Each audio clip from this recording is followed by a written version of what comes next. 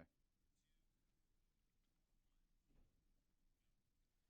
Welcome to Who Are You? This is a new thing we're going to try for our social media channels here at Sam Houston Race Park. Nick Tammaro, track announcer here. I'm very pleased to be joined by Reylu Gutierrez, who was here to ride the card on this Wednesday afternoon. Reylu, how you doing? I'm doing well. How are you? I'm doing great. It's good to see you. You know, what I wanted to talk to you about, you know, just kind of a light and fun type format, but Houston for you was a spot where you were last winter, where you kind of, in a way, restarted your career. Absolutely, absolutely. That was Jose Santos to a T. Literally restarted my life and my career in a whole different way that I never thought of. I never thought I'd be west of the Mississippi in my life. But here we are. So tell us a little bit about, you know, being west of the Mississippi. You were born and bred in New York. Yeah. Right. Yeah. Your dad was a jockey at the Finger Lakes. He's a trainer. Trainer. Okay. Yeah. And yeah, I mean, it's just I love everything about where I'm from. Finger Lakes is a great place, great community. Even riding at Naira, that meant the world to me. And being in New York, it's the Yankee Stadium of horse racing. It's the best of the best. But I knew that to get to where I want to be, I had to kind of just restart, tear it down, get better, get a lot more experience, and learn. And Jose, he gave me the opportunity as long as I work hard and had a good, positive attitude. And Jose said, you know, in his own way, I can make you a star, but you got to be willing to sacrifice and start over. And so far, so good. So was the plan to use Texas as kind of a springboard to Midwest? Absolutely, yeah. We're two ambitious young people. I mean, Texas was never the while Texas racing is growing and it's doing a phenomenal job for horsemen all around. For me, it was not really the place I wanted to settle my roots. It was a place where I wanted to win and get exposure, which gladly we did, to get to where I am now and hopefully continue to keep rising. So the plan, obviously you're riding at the Fairgrounds, you're doing exceptionally well. Plan now is for, are you going to go to Keeneland when Fairgrounds ends, or are you going to do a little more Oaklawn? Well, our schedule is all over the place. You know, today I literally just didn't want to stay home, and Jose was like, "You want to go to Houston? Yeah, let's go." So we'll be at Keeneland. We'll be based at Keeneland, but I know Jose has a lot of plans for me, and we'll be continuously into Oaklawn. I mean, they just announced today they raised the purses. It's ultra competitive there. We have business there. You know, Johnny Ortiz right here, the logo, big outfit out there. So I mean, we'll definitely be in Hot Springs. No extra payment for the advertising that you're getting on your I ride a lot for him. I ride a lot for him. No, so it's good quid pro quo. So speaking of riding a lot, I mean, it's Wednesday right now when we're doing this interview. They ran at Fairgrounds the last 2 days. You rode both of those cards. Yeah. Saturday, Sunday I was at Oaklawn. Monday, Tuesday I was at the Fairgrounds. So speaking of Saturday at Oaklawn, talk to me a little bit about Barber Road, who I'm sure you're excited about. Very. I think his Rebel was maybe a little underrated. He kind of made the only off-the-pace move. Yeah. Did you feel like they didn't really come back to you at all? I didn't feel like anybody came back to me. I felt like he was the only horse moving forward. I mean, from the 5/8 to the half mile, we made a move, and he was the only horse I was moving forward progressively throughout the race. And I really love it because I think the further, the better. And he keeps maturing. I mean, if you watch his race, you dissect them. You know, Churchill, Keeneland, we won wire to wire, and then now you're looking at in the Southwest, he was 9 wide on both turns, and he still closed down on Newgrange. This time he doesn't break sharp. I have to go from the 9 hole. I try to tuck in all the way to the rail, save as much ground, and still, we almost get there. I mean, I just needed a little bit of daylight, and he would have shot through. And he's just a horse that's looking for daylight. You know, he's a grinder. He's going to keep coming, but gosh, when we get to a mile and 1/8, and hopefully we can get to a mile and a quarter, I mean, I really love Barber Road. You know, it would be trite of me to ask you what it would mean to win the Kentucky Derby, so I'm going to go as simple as, what would it mean to even have a mount like Barber Road in the Kentucky Derby? It would mean the world to me because Johnny has helped me exponentially in my career, along with Carl Broberg and Brett Calhoun.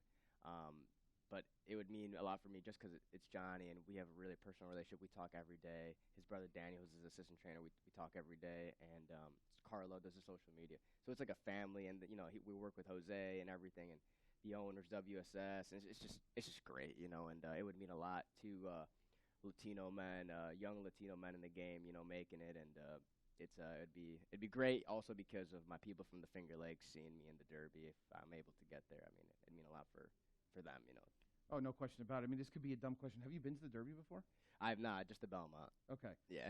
Yeah. You'll. It's funny. I remember years and years ago. I mean, I've always been sort of a nerd for racing, but Yeah, of course. years and years ago, I was watching an interview that TVG had on the show they called Legends, and Gary Stevens talked about how the first time he rode in the Derby, he said somebody told him you're gonna cry when My Old Kentucky Home comes on.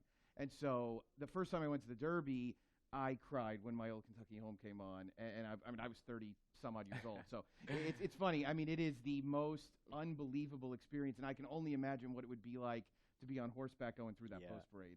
I mean, I could only imagine. I mean, I was so, even at the Breeders' Cup, it was a lot of business.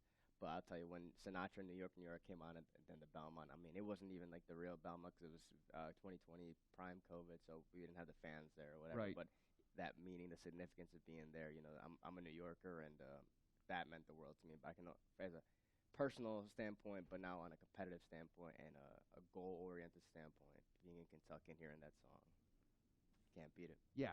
I think it's not shortchanging it to say that you've made it if you even get to the race itself, which, you know, obviously we're pulling for you unquestionably on that. So one of the things that you've used to your advantage, both I think in communicating with the public and a couple of times when people have tried to get after you on Twitter, is that you're an educated man. You're somebody with a college degree. Yeah. So the pathway to becoming a jockey was always in the back of your mind, or no. I wanted to be a physical therapist. I still do, you know. It was funny. I got accepted to Canisius for my master's degree, and 4 years ago, and I saw it the other day on like the Facebook memories. I was like, man, I can't believe I gave that up. But I'm really glad I did now. But yeah, that was what I want to do. I want to be a physical therapist. But I've been around horses my whole life. My dad's a trainer. My uncles are jockeys, and kind of just natural. I wasn't good at all. I probably was the worst exercise rider at Finger Lakes, to be honest. And you know, I just kept at it, kept getting better, and then I finally started taking it seriously. And but I was all about hanging out with my dad, grooming horses, hanging out with the people. And once I saw my student loan quote, I was like, I got to do something about this. So I started riding horses, and here we are. And so the first stage of your career came as a bug in Florida, correct? Yeah. So I won the first race ever for my dad, and literally, like, I honestly thought I was just gonna go back. We had all just come back from college, all my friends just moved back to Rochester, and I rode whatever.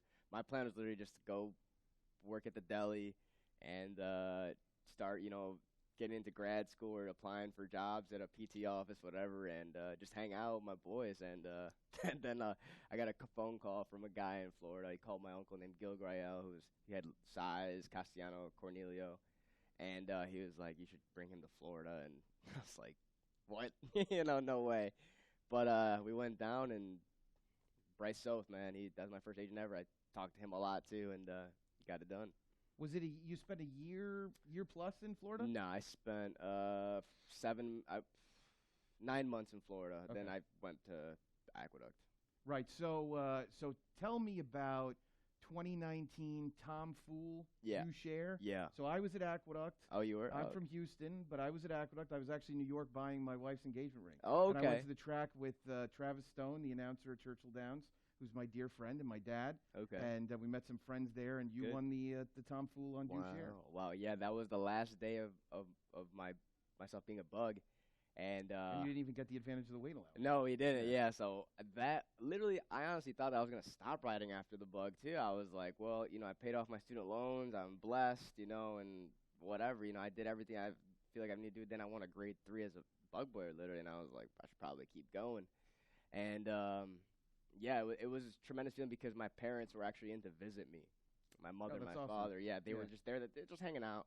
And for some reason, I loved that horse that day. But I was just like, there was just so much hot pace that I loved them for that reason. Yeah, they flew in front of you. Yeah, I think they went like 22:45 or something.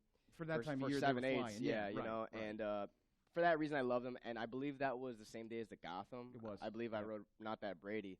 And they were just there to support me. We didn't really expect anything. And then, I was there. My girlfriend, Stephanie, I mean, she works in the bookkeeping office there. So she was there supporting me. And it was just great, you know, and we got it done.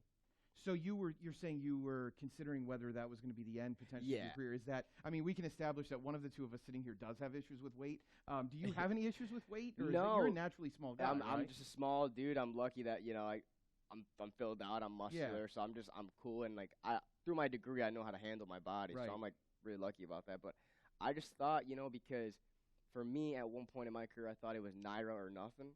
Okay. And you know how it goes after you lose the bug. It was kind of like, you're a Naira, and I didn't really see my business carrying on. But I was so happy, with what I'm so grateful, and I was like I said, I paid off my student loans, which is like what 70% of America has a problem with right after college. So I was just grateful. I didn't expect much more, and I was like, if it's time, it's time. I could just go to school, back to school, and then I won that race. I was like, psych, no shot. Let's keep riding. Well, I'm sure. Mike Maker's been a big supporter of yours for a while, so that probably was even more significant. Oh yeah, that race really put me on the map. And it's funny because I Facebook messaged Jose in 2018 to look at me, to watch me ride, and he didn't even answer me. But he answered you in 20. He called me in 2020. He said, "You should probably get out of Saratoga and come with me." I said, "All right." Now, when you went to Turfway briefly, right, were you with Jose at that point? No, I was with another guy, and just didn't work out. And Jose had always kept the door open for me. I don't know what he saw in me. He saw something he liked, and he's always just let me know. And I was there for like 3 weeks, and I was just like, I don't see this going anywhere. I could win, but I don't see it going anywhere, building into something. So I just called Jose, and I was like, let's build together. I felt like that was before Santos I think really blew up too. And I thought, come in the young guy, and I mean, he still focuses on me a lot. I'm not saying he doesn't, but that was like what I thought, and that's what it's become. And I'm just like, good job, Jose. I mean, he's the mastermind through all this. So how does he do it? He has no life. No, I'm just kidding. He works very hard, and he's like 8 riders. Yeah, right? Yeah. I stay with him a lot, and I watch him work, and it makes me want to work harder too. But he really works hard, and people don't understand that. He dedicates his life to being as successful as he is. He's got to be incredibly organized, I would imagine. With horse racing. Well, he'll laugh at this when he sees that, but I guess with horse racing, it's not one bit. If you're organized in business and sort of a mess and everything else in life, it could be a lot worse. But I'll tell you, I really appreciate his Twitter account because he's putting up so many replays of his winning jockeys here. I don't even have to go back and listen to myself. Yeah, no, I mean, it's really good to see. Obviously, Rye Eichelberry, he's got over 2,000 wins, and I feel like people maybe over these past couple years are really starting to hear about him, and now I think they're really hearing about him. He's going to Turfway to ride for Brad Cox, and that's great for Rye. I mean, he's a really great rider. Lane is a really good young rider, and he's riding out for JR, and I think Jose can get him to another level the same way he got me. And, Freddie, Kylie, who was here today, I mean, Jose does a great job with all of his riders, and, I'm really a beneficiary of everybody. Seeing everybody else win, it really helps me win as well. So, like today, Rye, he's not here. I slide in. Yeah, confidence conveys competence. I've always been a big believer in that. But so for a lay person, this is a question that I would ask. Obviously, we're in Houston, which is a warm climate for this time of year. So you have ridden in South Florida in the heat of the summer and New York in the cold of the winter. Right. You have a preference between riding in either of those conditions? I mean, I know you're an upstate New York kid, so I'm sure the cold I like riding. bother you as much. I like riding in the cold. Riding in the heat. You're losing water. You're drinking water. It can kind of sometimes throw you off. But I like riding in the cold. I'm just used to it more. But now I'll tell you what, the cold in New Orleans is literally the worst cold I've ever experienced in my life. It's that Gulf cold wind, like damp, in cold, your bones, and it's cold, it's the worst. Like give me that 20-degree dry cold to Finger Lakes, and I'm good. I'm not even worried about it. That's funny. Yeah, and I can imagine you had some. I mean, you rode in Dallas last year in the summer quite a bit, and so I'm sure that was great. Yeah. No complaints. Yeah. No, I mean, the heat didn't bother you. No, there. No, that was great. That was great. They did a really good job of keeping the post braids short too in Dallas. Yeah, they're hip to the weather conditions. There's a reason why we don't run here in June and July. Oh, I'm sure. It's not. Sure. It's not. The quarter horses are able to handle it at night, but So you've had obviously a real resurgence lately, which of course is great to see. We know a little bit about what your plans are. So what would a future be like for you in your best case scenario in terms of is this kind of a circuit and a plan that you'd want to stick with for a period of time? Would you like to be back in New York full time? That's a trick question. I let Jose handle that because I want to be a rider that's always seeks for the big races. And so far, we've been at every big event at a country. We've been at the Pegasus. We've been every big weekend at Oakland, big weekend at Fairgrounds. We were here at the big weekend here. Jose and I, we really just want to be around the best horses, and we'll go wherever that may take us, whether it's abroad, whether it's here. We don't care. I'm looking for a home in Louisville right now. I'm in the market and putting in offers. I love Louisville, Kentucky, and I hope to be a Kentucky guy for a long time, But every aspiration, every rider wants to ride in New York, and it's always going to be personal for me to win big races in New York, whether that be in Belmont, Saratoga, or wherever. I'll always have that in my mind that I want to go home and I want to show everybody how much better I've gotten and that I can compete with the best in the world. And this platform has given me that opportunity, especially with Brett Calhoun, to ride anywhere, whether it's Keeneland, Churchill, Fairgrounds. And I love riding at all three tracks. I really do. The people have shown me so much love. And I do like that circuit, and like a Florent Giroux, who would do Kentucky and Fairgrounds, and all of a sudden he's at Oakland, but he still comes back to Fairgrounds for the biggest days. Nowadays you can move around, like that, and hopefully Jose and I can continue this and stay on that level where we're always seeked for those big races, and we'll just continue to go wherever we can win, But I'm a Kentucky boy now, and I really do like it. Baxter Ave. No, the Commonwealth is great. There's no question about it. And anybody who wants to see how much better you've gotten and better you are, not that you were bad to begin with, but can tune into the Fairgrounds tomorrow at 1 o'clock. And watch you on a daily basis. Right. I think are you riding with a lot more confidence? I'm a pretty avid New York handicapper, and so I followed you closely with the early latter part of your stages with the bug and stuff. And I think watching a lot of races on a regular basis, you can tell when a rider has more confidence than when they might not. And obviously, like anything else in life that you're doing successfully, you're going to feel good about it. Right. I think these past few months I've improved more than anything. And that's due to Jose, because he's not afraid to tell me what the F was that, but in a brotherly way, you're better than that, or he'll dissect the race for me, give me his opinion, give me his viewpoint. Just in general, before, we talked about this before the race, you ended up doing this. Sometimes you got to go to plan B, sometimes stick with plan A, and these past couple months, especially on the grass, I think Jose, and then watching a lot of his dad's races, has helped me more than anything. And my patience, I've always been an aggressive rider. I've always tried to get on the lead, and slow it down or whatever, or just take it to him. But I've learned watching a lot of Brian Hernandez at the Fairgrounds, how he finesses horses. And, as a young guy, you want to overpower everybody. I wanted to be like Louis Size and Joel, and just overpower people. But then I started watching the Kentucky guys, Corey Landry, Brian Hernandez. So they're all patient. They're all very patient, guys who are legends, like Calvin or Robbie, guys who have ridden at Churchill for years, and you watch them, you really sit back and watch them, you're just like, whoa, there's a whole different ball game to play here, besides just overpowering people. And then that is what's helped me get to another level. And I'll tell you, the win on the Mary Rose at Oakland the other day, just sitting behind them, that I probably would have clipped heels or something, or just been on someone's heels last year, or even missed Tulsa yesterday. I wouldn't have waited in the pocket for so long and then to get out to April. It's just things with Jose dissecting and telling me, if you want to be the best, you need to improve and you need to show it, and I've taken that personal, and we both have, and that's what's getting me better. And sometimes you hear people on Twitter, you see what they say, but the people of Twitter who are gambling, they're not idiots. They know how to watch races. You know how to watch races, and if you're gonna say something, you're probably pissed off for a reason. It's like, you don't take it personal. I don't take it personal. Like, maybe I did F up, and it's just like, read the tweet, and it's like, you know what? Go watch your replay, and maybe this handicapper who's got no face on his Twitter account, maybe he's right. You know what I'm saying? So, well, you could always use the old "you've never ridden a race." Yeah, you could. Which is sort of you could, but that's the easy way out. Maybe they're right. And just look at it, and if you take it personal, then you're in the wrong sport. So good topic for us to talk about very briefly, but that to you just noise, not something that really bothers you. Nah, because some people know what they're looking at. So they could say it nicer, obviously, but they know what they're looking at. They watch races from all around the country every day. I don't watch races from all over the country every day. I don't dedicate my money and life to gambling horses, and it's like, I just feel that they deserve the respect to be like, I'll listen to you. Now, if you're going to come up to me post race and say something to me when my adrenaline's pumping, I'm probably not gonna listen.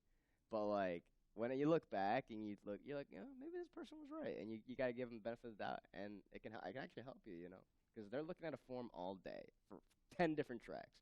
I am not. I'll bet that you're taking a slightly more learned approach to it than most, but hey, Yeah. it's appreciated. And so I think some mean well, no question about it. I found myself complaining a little bit too much about rides at times, and never on social media. That's why you befriend people that bet on races too, and then you just complain to them. So like the gamblers need to be appreciated more, in my opinion. I mean, I get paid because of the gamblers, so I'm pro gambler. They raise the purses for the horsemen. Maybe lower the takeoff for the gamblers, Well, I'll tell you what, you're working your way towards that fictional job of racing commissioner if you keep talking like that. So we'll see. The hell with this physical therapy thing. You can start working on that. But, all right, let's do some quick hit questions to end this thing. So dirt or turf? Now turf. Yeah, I love riding the grass. Does it surprise you that that's your answer? Yeah, it really does. I grew up turf, dirt, Finger Lakes, aqueduct. Dirt in the winter, like now I really love riding the grass. Now there's an art to it. You can be 8-1, 10-1, 12-1, and you feel like you're alive if you ride the smarter race. Well, and it's funny too. I mean, talking a little bit about the gamblers, one of the reasons why we like the turf is generally the fields are bigger and there's not as much separation at times between the horses. Yeah. So right, I mean, it's part of the reason why I didn't always love it, but synthetic racing was popular among some gamblers because the fields were big and there was no separation between the horses. Right. So turf's a lot better than synthetic, though. Let's establish that very we will. clearly. I guarantee. Yeah, right. I'm with you. Yeah, so is America. So we got turf on that sprinter route. Yeah, route. Again, sometimes those sprint races, quick horses just get away from you, But those route races, you can have a horse and surprise him, get him in front, slow him down. Now you're in control of the race, or you feel the pace stuck back. It's when you got to use your brain. I love those races. They mean a lot to me. Thinking man's jockey. Nobody ever would have a problem with that. Closer or speed? Give me a one hole. As long as I'm in the one hole, I don't care what I'm riding. To be honest, I love being inside in the one hole. Some people hate on it. the grass or even on the dirt. On the dirt, anything. I think I can. If I got speed on the dirt and I'm in the one hole, I'm controlling the race. You're dictating to everybody else. And if you're saving ground, if I'm the one hole on the turf and I got no speed, I'm still gonna get out there and then grab position. I'm saving ground. I don't care. It's closers. I don't care. Give me the one hole. One jockey through time that if you had to sit down and watch somebody's replays, somebody's rides, who would it be? Oh gosh. That's a great question. A rider that when he's really on, if I go past him, I'm always watching Lafitte and Jose Santos. Yeah. I watch both of them a lot. But man, a rider who I feel is so underrated, but when he's on, is Jose Lezcano. I knew you were going to say that. I love watching him, and when he's on, it's over. He might be the most talented rider in the game. He doesn't ride. He doesn't have those outfits behind him, but when he's on, it's over. Every year, Belmont, Aqueduct, you literally find Lezcano in the top 7, and you're just like, how? Yeah. The ride he gave on Jack Sisterson's horse for Calumet last year. It's just amazing. Every year it happens, And the most exciting rider is probably Joel. I mean, but you can't really copy him. He's got the best timing, feel, whatever. But Jose Lezcano for me is a guy I love. Just breaking down when he's on, he's on. I think that's very fair to say. So, race that you'd like to win, not one of the Triple Crown, not one of the Breeders' Cups. Jose, if you're listening, the New York Derby at Finger Lakes. I was actually wondering. I really want to win the Gotham, just because Batman's my favorite character. That's fair. So I really want to win the Gotham and the Travers. I think the Travers is the almighty race that I will always want to win. So see, if we had done this 24 hours ago, Jose could have gotten you a Gotham mount, probably. I mean, I'm sure. Yeah, I probably could have. I honestly, anything I ever ask for Jose, I'm like a little kid in a candy store, so he usually gets it done. So unless he thinks it's a really stupid idea, which I come up with him a lot, and he's just like, no. I love it. True or false? By the end of his career, Josh Allen will be the best Buffalo Bills quarterback of all time. Absolutely. All he's got to do is not lose 3 Super Bowls in a row. 4. Yeah. Not that I need to remind you, but Reylu is a Bills fan. So we're going to stay out of football conversation in Houston for a while. It's not exactly a time of great splendor. No. But, my friend, thank you so much. It's a lot of fun. I hope you enjoyed it. Thank you for hanging around. And, no doubt. And, I admire Reylu very much. I admire what jockeys do, period. But, as a gambler, Reylu obviously drove over here today. today. Didn't win a race, had a second-place finish in the nightcap. You know, those of us that gamble sometimes will get our heads kicked in.